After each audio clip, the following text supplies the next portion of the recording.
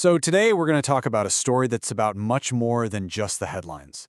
It's about a single, absolutely horrific event that forced an entire country to look in the mirror and confront some really difficult questions about itself. And this quote, wow, it comes from a human rights activist who was right there on the ground.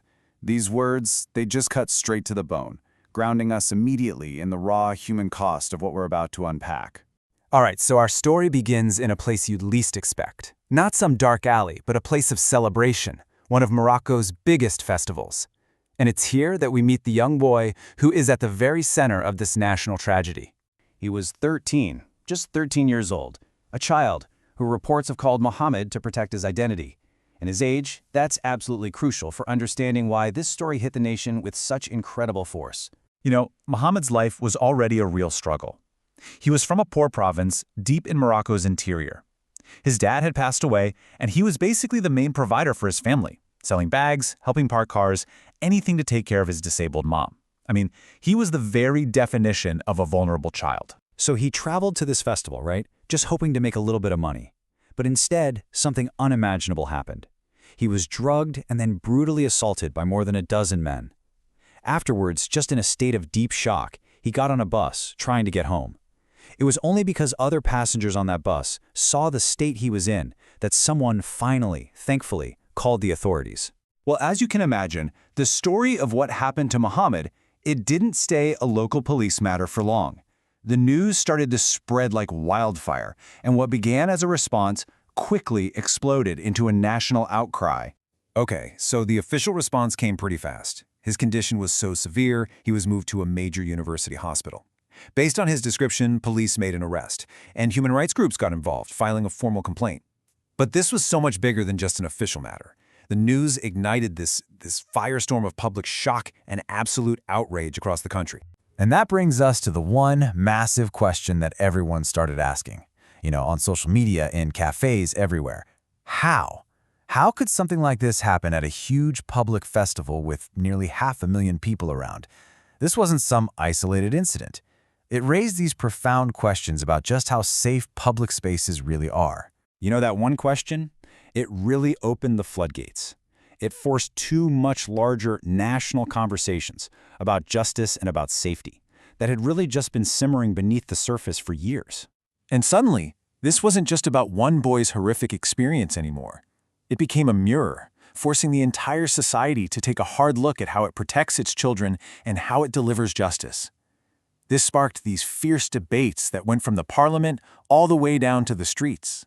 One of the biggest, most heated debates that came roaring back was about the death penalty. Now, Morocco technically has capital punishment, but it hasn't actually executed anyone since 1993. It's what's called a de facto moratorium. But this case, it reignited these really passionate calls from the public to bring back executions for these kinds of crimes, and it just highlighted this deep, deep division in the country.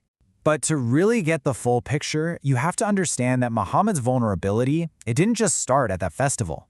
We need to kind of zoom out for a second and look at this larger, tragic pattern of desperation that pushes thousands of kids just like him to the absolute edge. And that's the heartbreaking thing. His desperation, it's not a one-off story. He's from one of those inland areas that have become these departure points for young people, many of them minors, who are trying to get to Europe, just searching for a better life. His story is a devastating example of the risks these kids face, long before they even think about making that dangerous journey. And the journey itself is just unbelievably perilous. We're talking about thousands of kids leaving home all alone, hoping to find a future in Europe. For a lot of them, the only path they see is to risk their lives swimming across treacherous waters to the Spanish territories of Ceuta and Melilla. It's a desperate gamble that, tragically, some of them lose. And the numbers, they really paint a stark picture of just how desperate this situation is. In the last week of July alone, 57 minors made it to the Spanish city of Ceuta. In the first 2 weeks of August, another 59 followed. Each and every one of those numbers is a child risking everything at sea. And this is the constant, tragic backdrop to Mohammed's story. So, as we bring all of this together, you can really see how the story of one boy somehow became the story of an entire nation's conscience. When you look at it, the sheer brutality of what happened, especially to a kid who was already on the margins of society, it just became this moment that the country couldn't ignore. It forced this really difficult, necessary conversation about what it even means to be society, and who's responsible when the most vulnerable among us fall through the cracks.